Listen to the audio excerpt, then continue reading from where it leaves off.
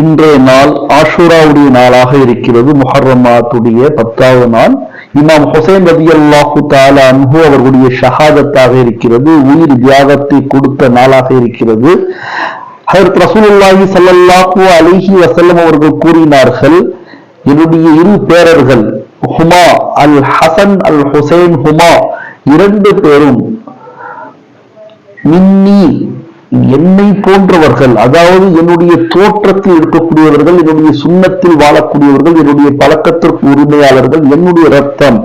வஅன மின்குமா, நானும் அவர்களிலிருந்து இருக்கின்றேன் என்பதாக நாயகம் ஸல்லல்லாஹு அலைஹி வஸல்லம் அவர்கள் கூறினார்கள். அப்படிப்பட்ட இமாம் ஹசன் 6 மாதம் ஆட்சி செய்து விஷத்தின் காரணமாக, கொடியவர்களுடைய விஷத்தின் காரணமாக ஷஹீதானார்கள்.